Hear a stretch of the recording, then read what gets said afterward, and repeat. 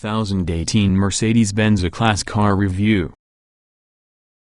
The absence of any diesel versions on the current E-Class within the United States is grounds for sadness and regret in many quarters, but we can easily understand Mercedes-Benz's reluctance to bring them here because of the awkwardness of this whole Dieselgate thing.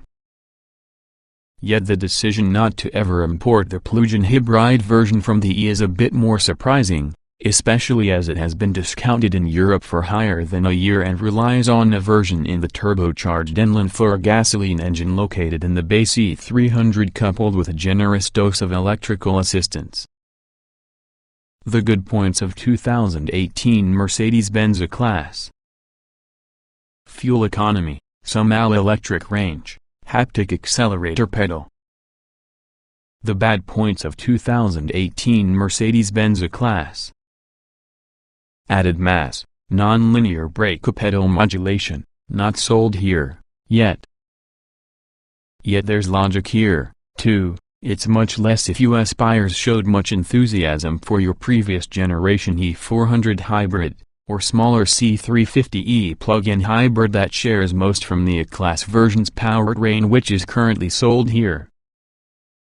Mercedes is within the record as saying it promises to bring a hybrid E-Class to North America from the decade, but countless overweight people have been no feeling of urgency. Having grown bored with the wait, we sourced a representative example within the United Kingdom to gauge how resentful we have to feel about being denied it. What is it? The E350e's powertrain combines the efforts of an 208 horsepower turbocharged inline-four by having an 87 horsepower electric motor situated involving the engine and also the 9-speed automatic gearbox. The C350e uses the older 7-speed unit. This is fed electrons flowing from your 6.2 kWh power supply mounted underneath the trunk floor, giving a claimed total system creation of 282 horsepower. The battery could be recharged by using a port for the rear bumper, with Mercedes quoting 3 hours to charge it at a European 220-volt outlet or half by investing in a DC fast charger. Alternatively, it may be replenished from the engine. Mercedes claims a 21-mile electrically range, even though this is measured utilizing the notoriously optimistic European test methodology. All the same, the electric assistance can dramatically reduce fuel consumption on short-haul trips. The system is sensible, too, exercising the most efficient strategy anytime a destination is programmed into the nav system, running battery down when it knows it can end up with a regular charge point or attempting to maintain battery level if heading toward an urban area.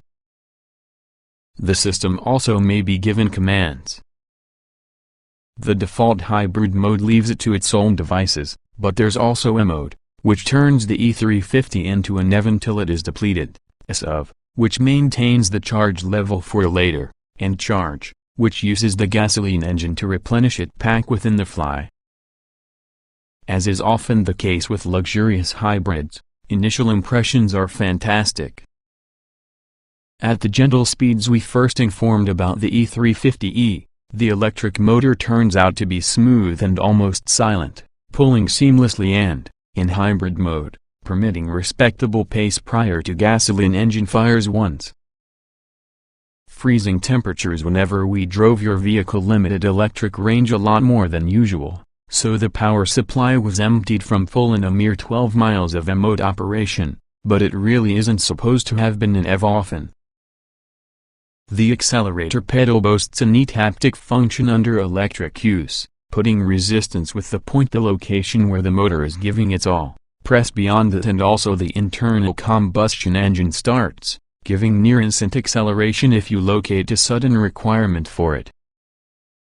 Under acceleration the two main sides on the powertrain interact almost flawlessly, but stopping is slightly less composed since at lower speeds the regenerative braking gives approach to the mechanical brakes in a quicker rate compared to the system blends in old-fashioned friction braking.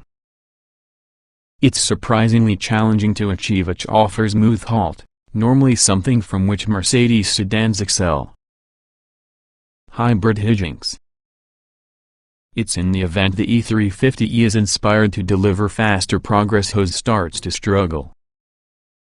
It's the familiar hybrid problem. The need to carry the mass of two different propulsion systems means hose doesn't feel as quick as the total system output suggests it needs to.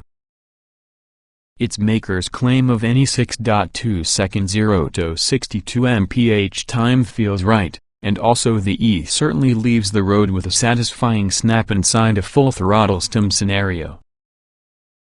But as speed rises, the contribution made with the electric side in the powertrain starts to diminish as you move the considerable mass on the battery pack as well as the motor stay. Once with a rapid highway pace, or a British simulation thereof, it subjectively feels no faster than does the E300. The four-cylinder engine also gets pretty vocal under harder use. It doesn't feel as quick or refined like a Mercedes wearing a 350 badge should. The weight from the battery pack also makes its presence felt on rougher surfaces and during harder use. Mercedes claims the E350e weighs about 4,250 pounds, and that is roughly 600 pounds over a Eurospec four-cylinder E300 and 200 pounds, a lot more than an all-wheel drive E43 which has a twin-turbo V6. Despite its standard adaptive air spring suspension, the E350e always rides as when it is wearing considerably heavier boots, being less ready to turn than its lighter siblings with understeer arriving surprisingly early. Basically we hybrided our way around on greasy British road surfaces. It still feels impressively composed at cruising speeds, which has a similarly whisper-quiet cabin. Nevertheless it definitely is the smallest amount of athletic on the current classes we have experienced. As with many hybrids, the fuel economy depends entirely around the sort of journeys the automobile is used for. An E350e that merely hops between inner-city charging points might rarely start its engine, but one that is needed predominantly longer trips will discover almost no mileage benefit weighed against the E300. We didn't chance a proper fuel economy test. Nevertheless the trip computer reported the US same in principle as 37 miles per gallon after having a 30-mile journey which included utilizing the entire battery charge. That limits its appeal in Europe, where diesels remain more frugal for anything except the shortest of journeys. Gasoline is required to be a whole lot more expensive before it commemorate much sense inside the US, either. We don't love to be denied cars, but we could see the logic of Mercedes for this one.